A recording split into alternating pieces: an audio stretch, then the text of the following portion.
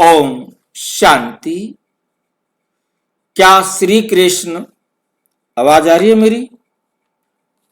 हाँ जी भाई जी, आ रही है।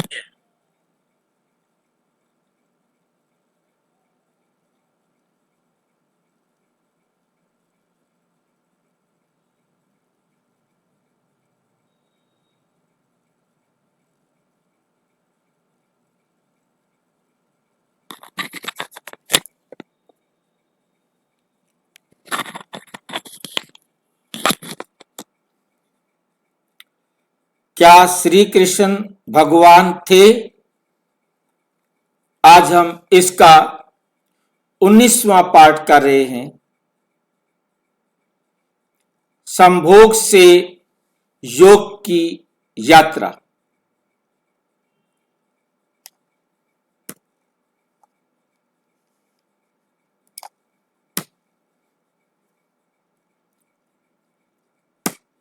काम वासना से आत्मिक प्रेम तक,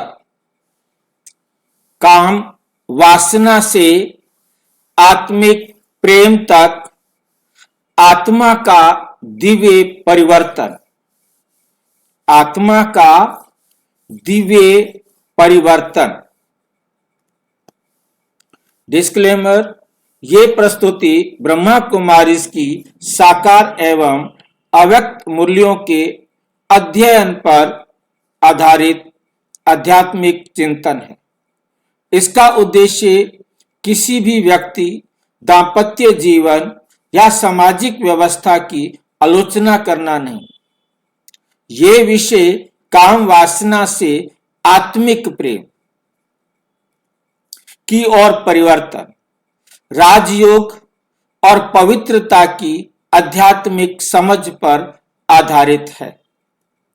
दर्शक इसे परिपक्वता, सम्मान और आत्मचिंतन की भावना से सुने। एक अत्यंत संवेदनशील लेकिन आवश्यक विषय। यह विषय बड़ा संवेदनशील है, परंतु ये आवश्यक विषय है। आज हम एक ऐसे विषय पर मनन करेंगे जो अक्सर मन में आता है, जो अक्सर मन में आता है। सोचते सभी हैं, परंतु खुलकर चर्चा कम होती है। आज का विषय है संभोग से योग की यात्रा। यह विषय केवल संबंध का नहीं है, यह विषय केवल शारीरिक संबंध का नहीं है। यह आत्मा की चेतना के स्तर का विषय। आत्मा की चेतना क्या होती है? आत्मा पता है, चेतना क्या भला होती है? कौन बताएगा?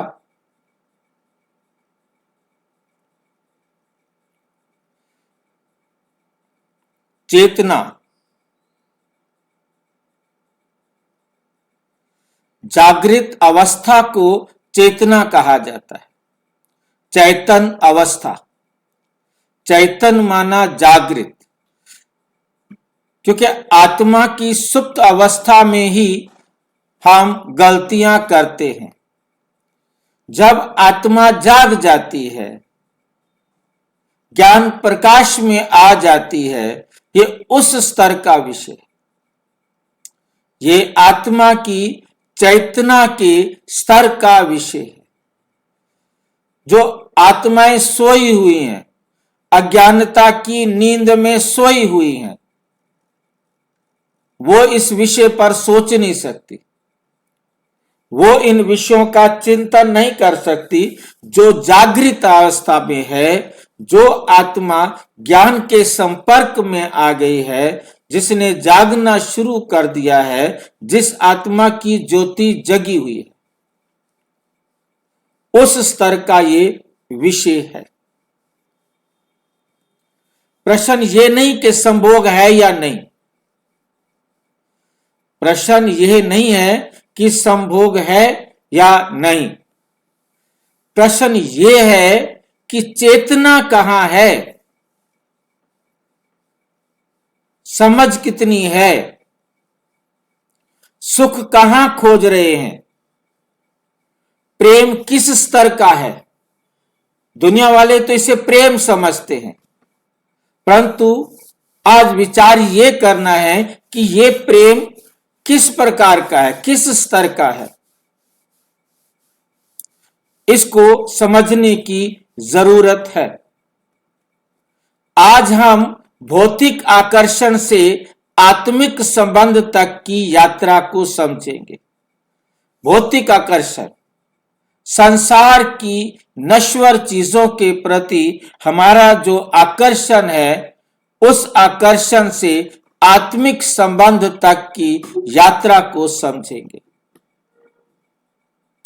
भौतिक आकर्षण में है दैहिक आकर्षण, नश्वर दुनिया के प्रति हमारा आकर्षण, और वहां से हमने बुद्धि को हटाकर किधर लगाना है, रूहानी संबंध में, आत्मिक संबंध में कैसे जाएं। इस दैहिक आकर्षण से, भौतिक आकर्षण से हम रूहानी संबंध में कैसे जा सकते हैं, कैसे उसे प्राप्त कर सकते हैं, उस यात्रा को समझेंगे। संभोग क्या है? आध्यात्मिक दृष्टि। सबसे पहले स्पष्ट करें संभोग शब्द का सामान्य अर्थ। शारीरिक आकर्षण, देह आधारित संबंध, इंद्रिय सुख।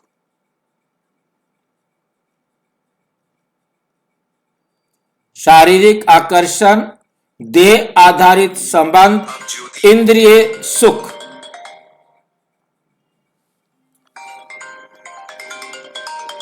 यह प्रकृति का एक नियम है। यह प्रकृति का एक नियम है। हेलो पापा। हाँ जी। आप कितने बजे फ्री हो गए? 9 बजे। 9 बजे। अच्छा, चलो ठीक है। ये प्रकृति का एक नियम है और सृष्टि विस्तार का माध्यम भी रहा है, और सृष्टि विस्तार का माध्यम भी रहा है। लेकिन समस्या कहां से शुरू होती है? लेकिन समस्या कहां से शुरू होती है? जब यह पहचान बन जाए, जब यह पहचान बन जाए, निर्भरता बन जाए, हम इसके हैबिचुअल हो जाए,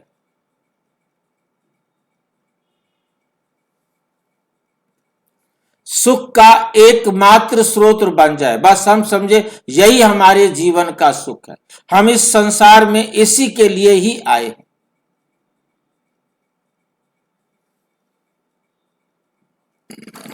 उदाहरण, सुख का स्रोत यदि व्यक्ति मान ले कि कोई भी व्यक्ति मेरे सुख का साधन है, चाहे वो पत्नी हो, पति हो, बेटा हो, भाई हो, बहन हो, दोस्त हो, कोई भी, किसी भी संबंध को हम ये समझ ले कि यही मेरे जीवन का आधार है, और ये सारी दुनिया जानती है ये सुख नहीं है, ये कभी भी धोखा देने वाला है, कभी भी।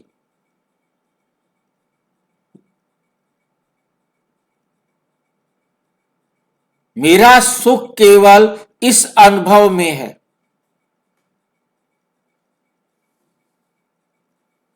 तो वे निर्भरता बन जाती है, और निर्भरता बंधन होता है।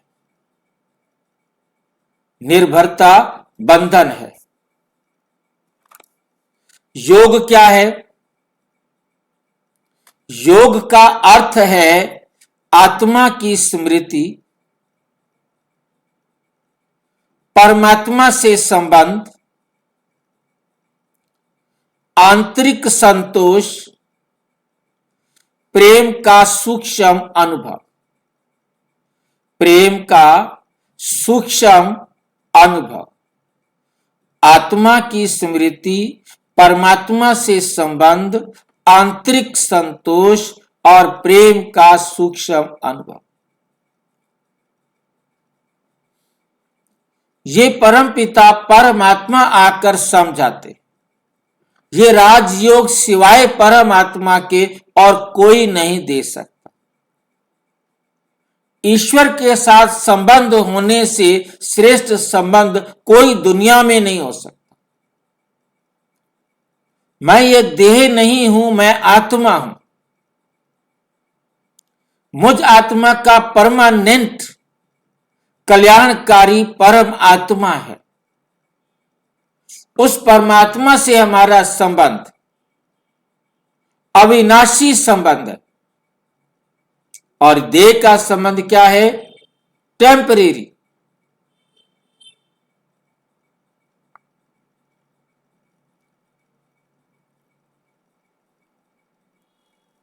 आंतरिक संतोष, वो दैहिक संतोष मिलता है, परंतु यहां आंतरिक संतोष, आत्मा संतुष्ट हो जाती है, जिस संतुष्टता के बाद कहा जाता है, जब आवे संतोष धन, सब धन धूरी समान। वहां कोई संतुष्टता नहीं। संसार के नश्वर दुनिया की किसी भी संबंध में टेम्परेरी सुख है।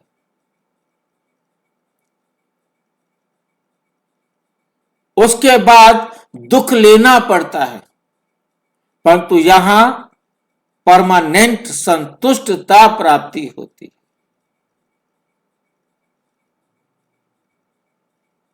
प्रेम का सूक्ष्म अनुभव, आत्मा का रूहानी प्रेम सर्व आत्माओं को सुखमय बनाता है, स्वयं को भी सुखमय बनाता है, और दैहिक आकर्षण दोनों को दुखमय बनाता है।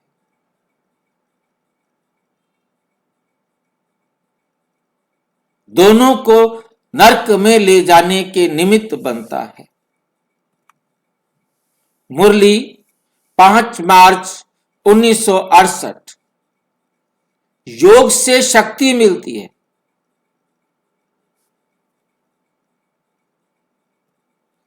योग में सुख बाहरी नहीं, दैहिक सुख नहीं होता है योग में, ये रूहानी सुख होता है।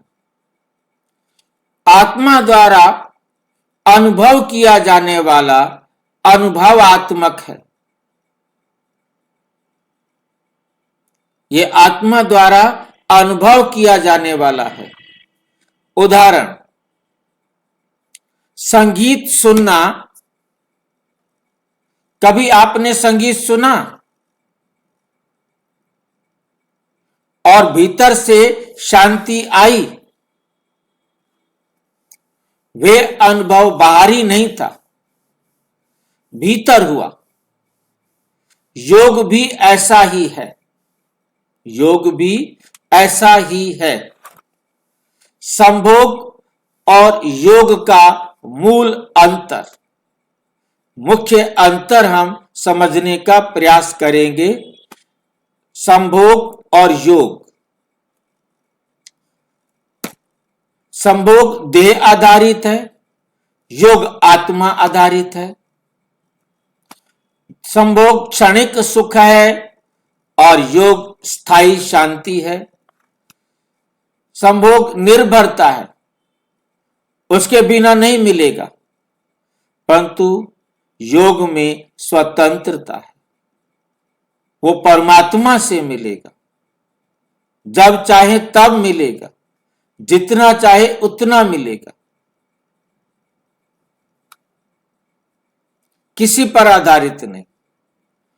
वो तो क्षणिक है, कभी भी शरीर छोड़ सकता है, परंतु ये तो अविनाशी है। ये संबंध भी अविनाशी है। संभोग में उत्तेजना है और इसमें स्थिरता है। संभोग अनुभव है और योग अस्तित्व है, जो आत्मा को शक्तिशाली बनाता है और वो शक्तिहीन बनाता है। नंबर 4, पतन की प्रक्रिया। आत्मा की यात्रा में देह अभिमान, आकर्षण, इच्छा, आसक्ति, ये चारों हमें पतन की ओर ले जाते हैं। आत्मा जब परम धाम से आती है, जब तक वह आत्म स्मृति में रहती है, देह अभिमान नहीं आता, तब तक इसे स्वर्ग कहा जाता है। अर्थात सतयुग त्रेता स्वर्ग। सतयुग त्रेता को क्यों स्वर्ग कहा जाता है? क्योंकि आत्मा क्या समझती है?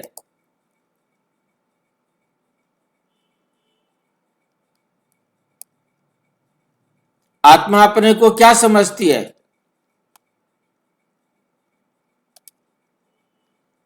अजर, अमर, अविनाशी। आत्मा परम धाम से आने के बाद जब आत्मा सतयुग में आती है परम धाम से, तो वो आत्म अभिमानी होती है, अपने आप को आत्मा समझती है, शास्त्र शरीर को एक वस्त्र या इंस्ट्रूमेंट समझती है, गाड़ी समझती है, स्वयं को ड्राइवर समझती है, आत्मा स्वयं को मालिक समझती है और शरीर को एक साधन समझती है। जब आत्मा अपने आप को भूलकर खुद को ही देह समझ लेती है द्वापुर में, तो वो देह के अधीन हो जाती है, देह के अनुसार चलना शुरू करती है। तो धीरे धीरे आत्मा सतयुग से पतित की ओर बढ़ती है और कलयुग अंत में एकदम पतित बन जाती है। देह अभिमान का जो राज्य है, देह अभिमान वैसे आज तो सतयुग में जाता है, परंतु बहुत धीमे धीमे धीमे धीमे यहां देह का अधिकार हो जाता है। द्वापुर में आकर देह का अधिकार हो जाता है, हम अपने आप को देह समझ लेते हैं। जबकि अब परमात्मा ने आके समझाया, आप आत्मा हैं, ये देह आपका वस्त्र है, देह आपका साधन है, आप इसके मालिक हैं। परंतु हमने खुद को ही देह समझ लिया। जब हमने खुद को देह समझ लिया, तो आत्मा क्या है? आती है और चली जाती है। इसको कहते हैं आत्म विस्मृति, स्वयं को देह मान लेना। जबकि मैं देह नहीं हूं, फिर भी मैं इसको समझ लूं कि ये मैं हूं, तो ये है नर्क। द्वापुर से शुरू होता है नर्क, और ये नर्क बढ़ते बढ़ते कलयुग अंत तक घोर नर्क हो जाता है। और हम इस दुनिया में इतने डूब जाते हैं, हमें कुछ भी सूझता नहीं। आज इस विकार ने सारी दुनिया को नर्क बना दिया है।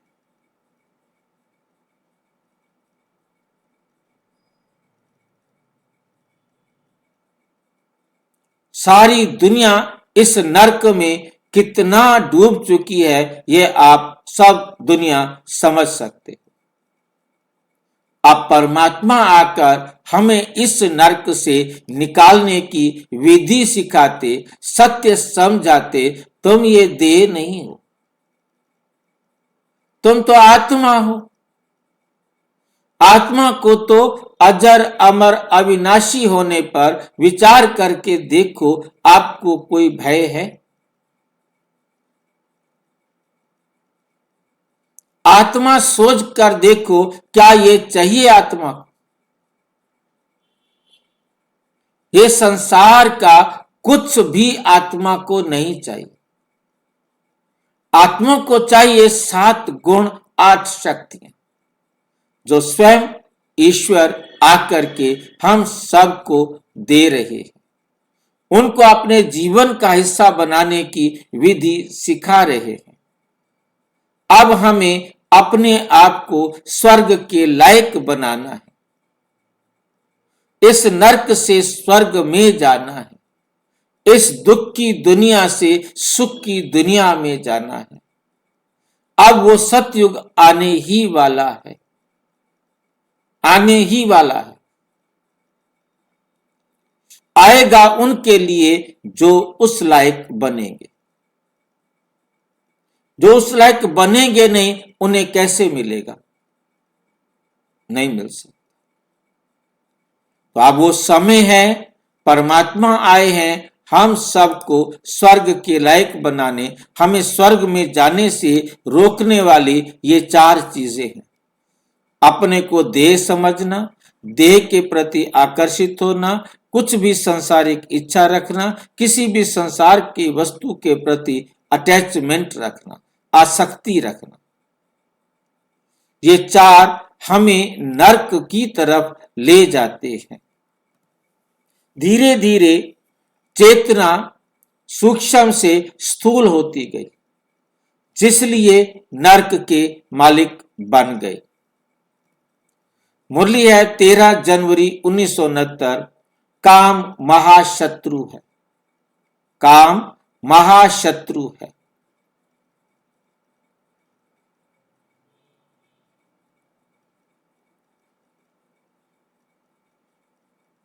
काम विकार ही हमारे नरक का द्वार है।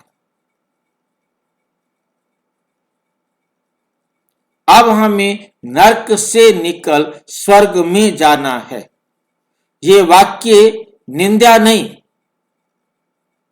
जो परमात्मा ने ये वाक्य कहा है, काम महाशत्रु है, ये चेतावनी है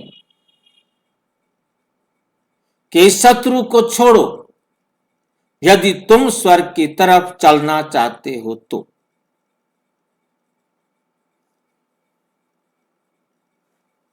उदाहरण, आग और दीपक।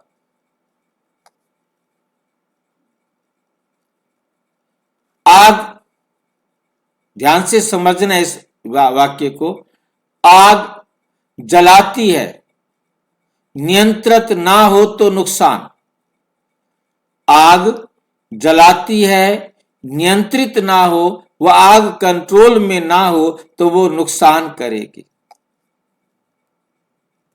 दीपक, वो भी जलता है, प्रकाश देता है, नियंत्रित ऊर्जा।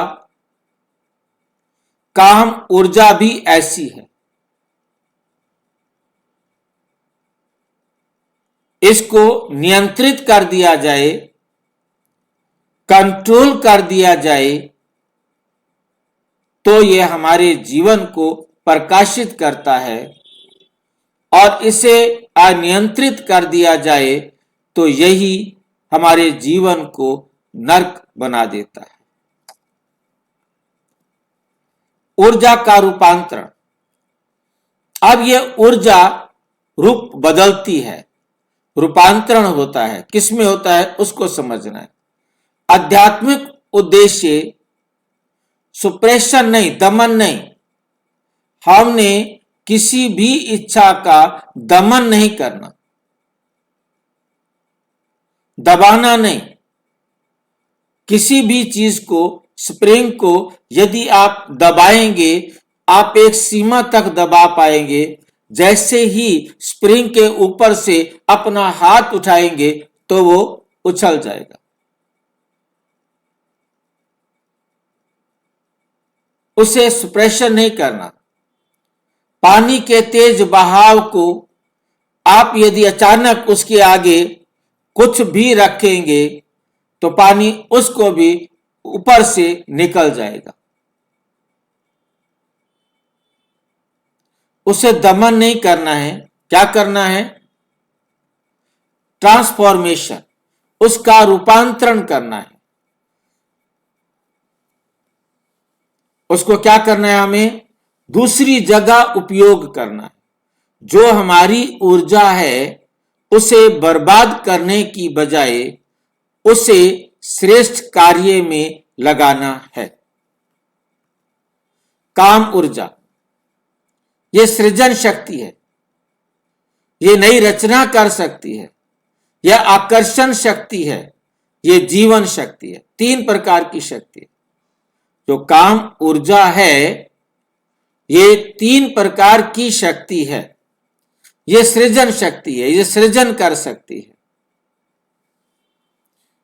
ये आपके पास यदि ये ऊर्जा सेव है तो आपको आकर्षण मूर्त बना सकती है। यही हमारी इम्यून सिस्टम है, ये हमारी जीवनी शक्ति है जिसको इम्यून सिस्टम बोलते हैं। ये सृजन शक्ति है, ये आकर्षण शक्ति है, ये जीवन शक्ति है। योग इसे बदल देता है। क्या सृजन करता है? शुद्ध संबंध सृजन करता है। प्रेम, करुणा, प्रेम का जो संबंध है, ट्रू लव, सत्य प्यार, आत्मा का आत्मा से प्यार, सर्व आत्माओं के प्रति प्यार, एक नए रूहानी प्यार का संबंध सृजन करता है जिसमें सबका भला हो। जब उसका विचार आता है सर्वे भवन्तु सुखिनः, वो सबको सुख सोने देने का कार्य करता है। जब वो सबको सुख देगा तो सब उसको भी सुख देंगे। और दैहिक स्वयं भी शक्तिहीन होता है और दूसरे को भी शक्तिहीन बनाता है। करुणा, सबके प्रति दया का भाव। अब जब सबके प्रति रहम करेंगे, अपने ऊपर रहम करेंगे, अपना भी कल्याण करेंगे, दूसरों का भी कल्याण करेंगे, तो क्या बनेगा? कैसा आकर्षण होगा? रूहानी आकर्षण। अब जिस आत्मा को ईश्वर से मिलाएंगे उस आत्मा के दिल से दुआएं निकलेंगी।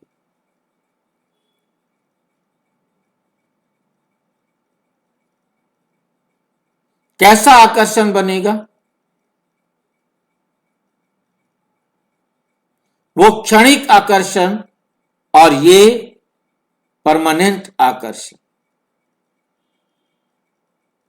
न केवल आपको सतयुग में श्रेष्ठ संबंध बनेंगे, पूज्य बनेंगे, द्वापर में आकर आप पूजनीय भी बनेंगे।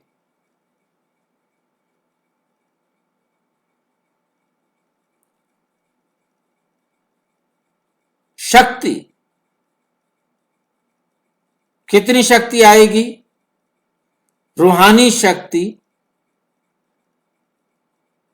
जिसके आधार पर आप सतयुग, त्रेता, स्वर्ग के अंदर सुख की प्राप्ति कर सकते।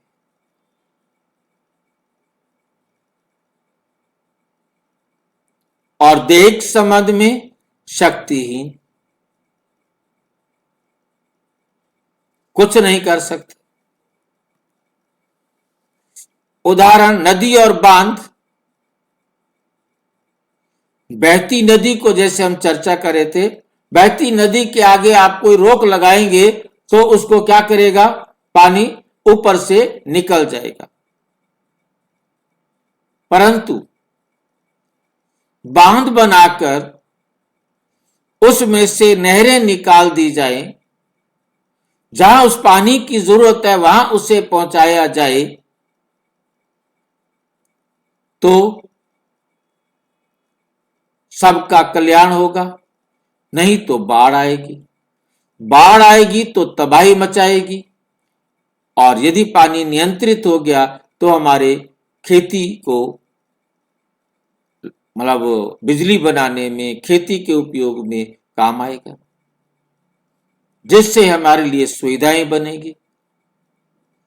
तो हम अपनी शक्ति को उचित स्थान पर यूज करेंगे तो सर्वे भवन्तु सुखिनः होगा, और हम अपनी शक्ति को बाढ़ बना देंगे वो तो हमें भी डुबोएगा और सबको डुबोएगा। ऊर्जा को दबाओ नहीं, उसका दमन नहीं करो। ऊर्जा हमारी, जो ऊर्जा हम बर्बाद कर रहे हैं उस ऊर्जा को चैनलाइज करें, उसको दिशा दें, उसका उपयोग करें, उच्च बनाओ उसे। जितना हमारी ऊर्जा बढ़ेगी उतना हमारा ओज बढ़ेगा, उतना हमारा तेज बढ़ेगा, उतना हमारी कार्य करने की क्षमता बढ़ेगी, हमारा इम्यून सिस्टम बढ़ेगा।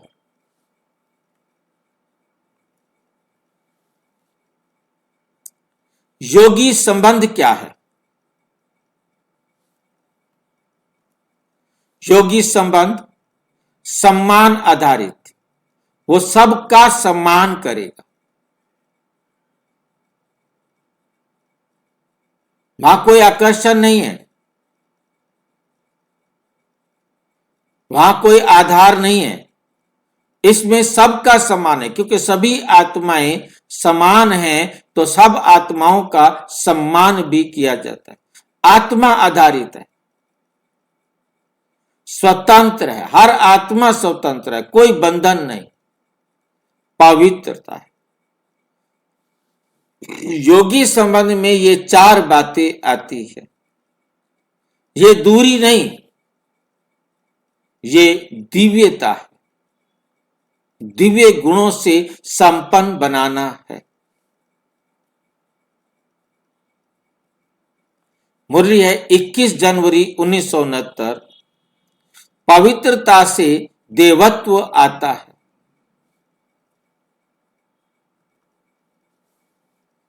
क्या यह संभव है जो आप कह रहे हैं? क्या यह संभव है? हां, संगम युग में। कब? संगम युग में। क्यों? कौन बताएगा क्यों संगम युग में संभव है? कोई बता सकता है? भाई जी, संगम युग पे परमात्मा हमें ज्ञान देते हैं। संगम युग में परमात्मा आकर के हमें परिवर्तन करने की विधि सिखाते, तमो प्रधान से सतो प्रधान बनने की विधि सिखाते हैं, पतित से पावन बनने की विधि सिखाते हैं, भ्रष्टाचारी से श्रेष्ठाचारी बनाने की विधि सिखाते हैं।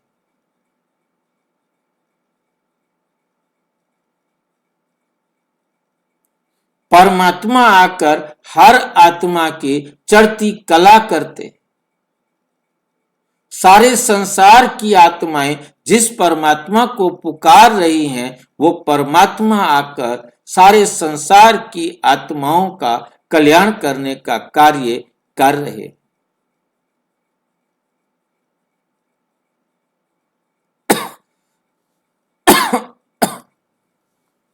मुरली है 1 अगस्त 1972। पुरुषार्थ से परिवर्तन संभव है। आप पुरुषार्थ करेंगे तो ये परिवर्तन हो सकता है। परमात्मा कह रहे हैं हो सकता है, सिर्फ आप एक कदम आगे बढ़ाओ, मंजिल तुझे मिल जाएगी।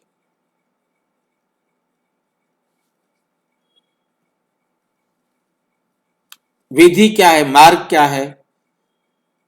हमें अपनी, परमात्मा ने हमें जो दिया है कि आप आत्मा हो, अपने आप को बार बार स्मृति दिलानी है कि मैं ये देह नहीं, मैं आत्मा, ये देह विनाशी है, मैं अमर आत्मा।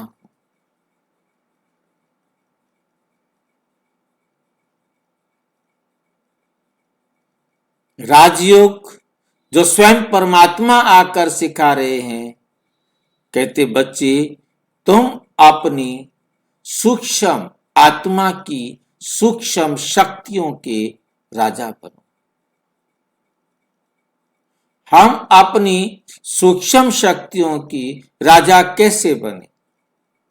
कौन बताएगा? कैसे राजा बन सकते हैं? भाई जी, मन बुद्धि संस्कार जब बाबा की श्रीमत पर होते हैं। मन, बुद्धि और संस्कार तीनों को हम बाबा की श्रीमत पर कर दें। जैसा परमात्मा ने कहा है वैसा हम तीनों को समझा दे, मना ले, बना दे,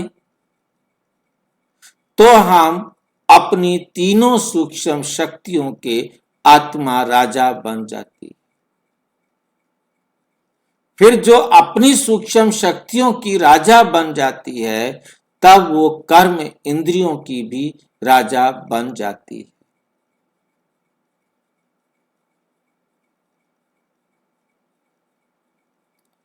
और बाप के दिल तख्त पर बैठती है। वर्तमान में बाप के दिल तख्त पर बैठने की, बाप के दिल तख्त पर राज्य अधिकारी बनकर सीट पर बैठने की अधिकार को प्राप्त करती है और भविष्य में राज्य अधिकारी बनती है। स्वयं के राजा, स्वयं की कर्म इंद्रियों के राजा, फिर सारी दुनिया का राजा बनती है। दृष्टि परिवर्तन। अब हमारी परमात्मा ने दृष्टि ही बदल दी। हम अपने आप को विनाशी देह समझते थे, अब हमें समझ में आ गया मैं अमर आत्मा।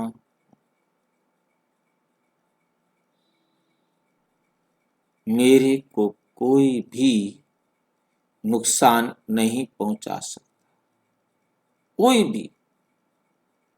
कोई भी आत्मा मेरा कोई नुकसान नहीं कर सकती। यदि मैंने किसी आत्मा को कोई दुख नहीं दिया है, तो दिया हुआ है तो वो आत्मा आकर अपना हिसाब मेरे साथ बराबर करेगी।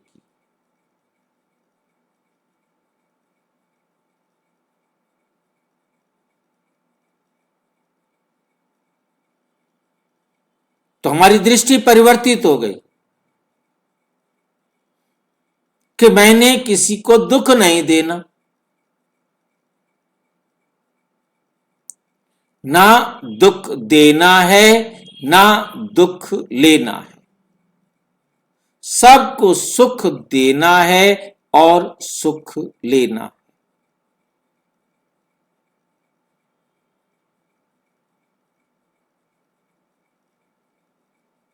चौथा है संस्कार परिवर्तन।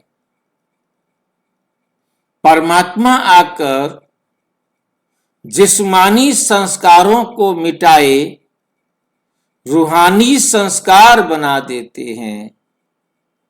जिन संस्कारों के आधार पर हम सतयुग को एंजॉय करने का अधिकार प्राप्त करते।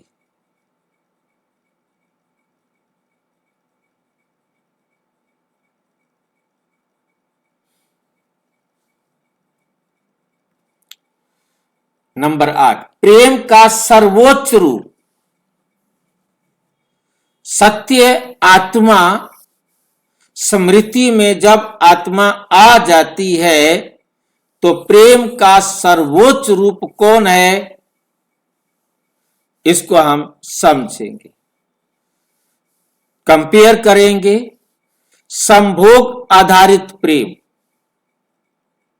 अपेक्षा, दोनों एक दूसरे से अपेक्षा करते हैं। सांसारिक सुविधाओं को प्राप्त करने की।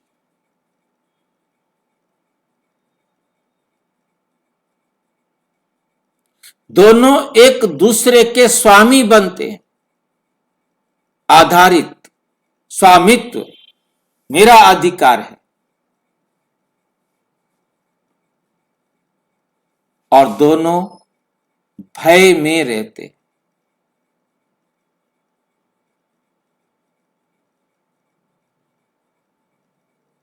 क्योंकि ये विनाशी है।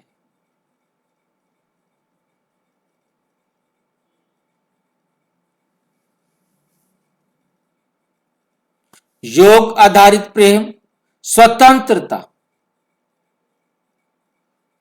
परमात्मा को कौन कहेगा मेरा?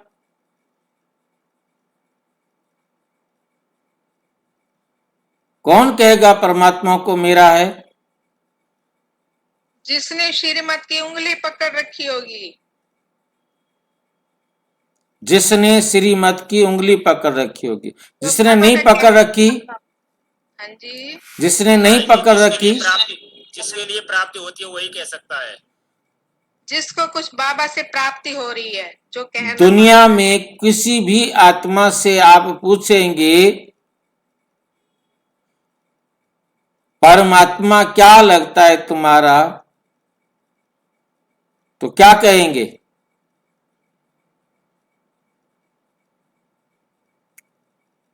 परमात्मा पिता है।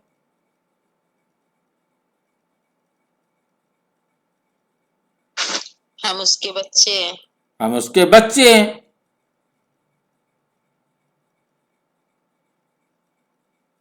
भाई जी आत्माओं का बाप है। वो आप अपनी परिभाषा बनाकर बैठे हो, उसमें हम क्या कह सकते हैं? और तो आप दुनिया में किसी से भी पूछो कि परमात्मा क्या लगता है तुम्हारा, तो हमारा पिता है भाई। हम सारे परमात्मा की औलाद हैं, परमात्मा के बच्चे हैं।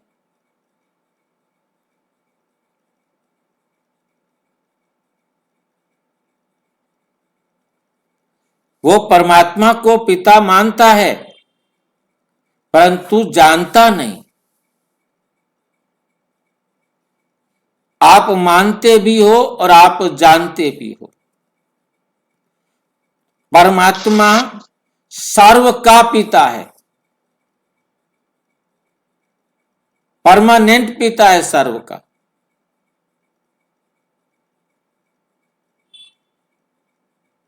मेरा पिता है तो सर्व आत्माओं का पिता है। उन्होंने भी यही कहा कि परमात्मा सर्व आत्माओं का पिता है, सर्व का पिता है। आत्माएं नहीं बोलते। परंतु ना जानने के कारण वहां स्वतंत्रता नहीं है। यहां हमें समझ में आया है कि हर आत्मा यूनिक है, हर आत्मा स्वतंत्र है, हर आत्मा स्वतंत्र है। वो अपनी पार्ट में कोई गलती नहीं कर सकती।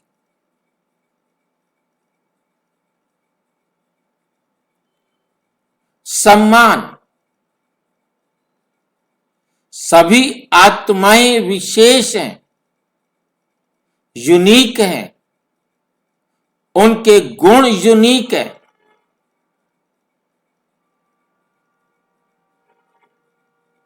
मेरे लिए सब आत्माएं समान है।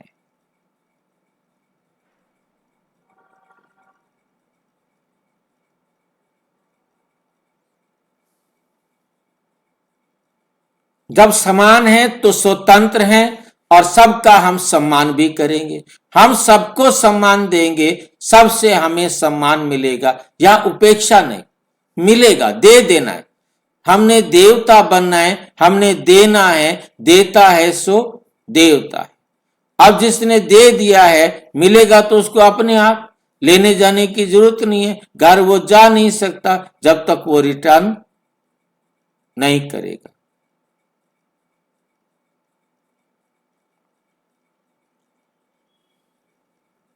सुरक्षा, योग में आत्मा की रक्षा है।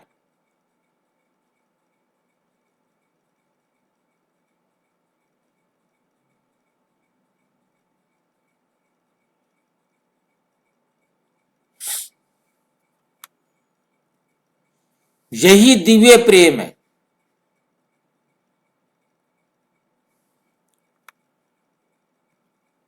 गहरा आध्यात्मिक निष्कर्ष।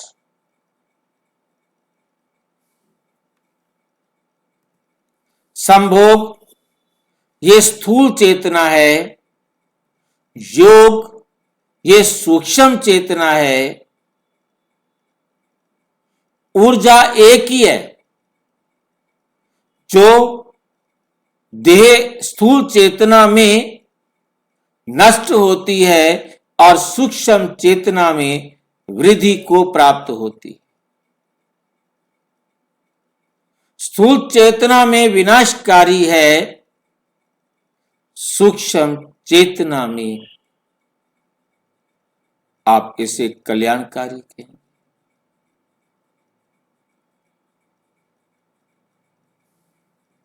ऊर्जा एक ही है परंतु दिशा अलग अलग है। वो विनाश की तरफ ऊर्जा खर्च हो रही है और वो उत्थान की तरफ ऊर्जा खर्च हो रही है। आध्यात्मिक यात्रा संभोग को संयम में लाओ, उस पर नियंत्रण करो, कंट्रोल करो, फिर योग लगेगा। संयम होगा तो योग लगेगा। आप परमात्म डायरेक्शन पर चलना सीखेंगे और जब आप परमात्म डायरेक्शन पर चलेंगे तो ये विश्व पूरे विश्व के लिए कल्याण स्थापित करने वाला हो। प्रेम बनाने वाला होगा। आत्मचिंतन। अब प्रश्न, क्या हम आकर्षण से जुड़े हैं? हम एक दूसरे के प्रति कोई आकर्षण है इसलिए जुड़े हुए हैं या आत्मा से जुड़े हुए हैं? जिस्मानी संबंध से जुड़े हुए हैं या रूहानी संबंध से जुड़े हुए हैं? क्या हम एक दूसरे के प्रति कुछ अपेक्षा रखते हैं कि वह हमारे लिए कुछ करें, दें?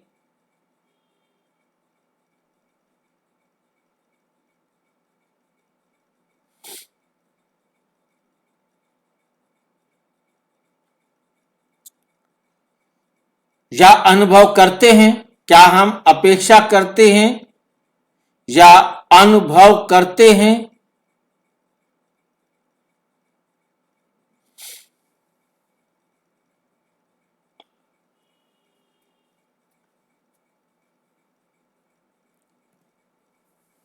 क्या हमारा प्रेम निर्भर है, हद का है या स्वतंत्र है, बेहद का है?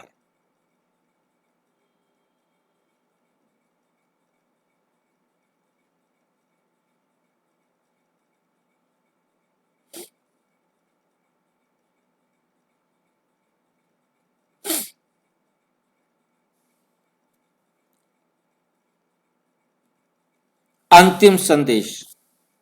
संभोग से योग की यात्रा त्याग की कहानी नहीं, परिवर्तन की कहानी है। इसमें कुछ त्यागना नहीं, केवल विनाशकारी रास्ते से कल्याणकारी रास्ते की तरफ चलना।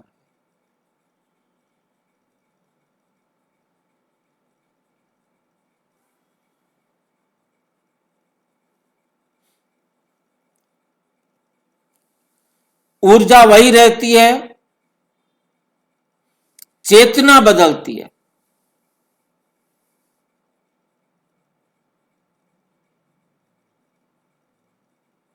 चेतना में क्या परिवर्तन आता है? देह अभिमान से आत्म अभिमानी बनती है।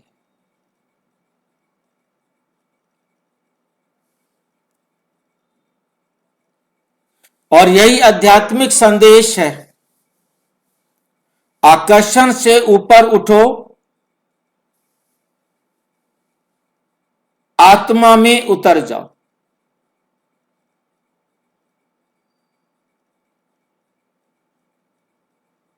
आकर्षण से ऊपर उठो, आत्मा में उतर जाओ। अच्छा, ओम शांति। और विस्तार से जानने के लिए प्रजापिता ब्रह्मा कुमारी ईश्वरीय विश्वविद्यालय के किसी भी सेवा केंद्र पर संपर्क करें। और यदि कोई प्रश्न है तो 9213106986 पर आरटीआई या टेलीग्राम करें।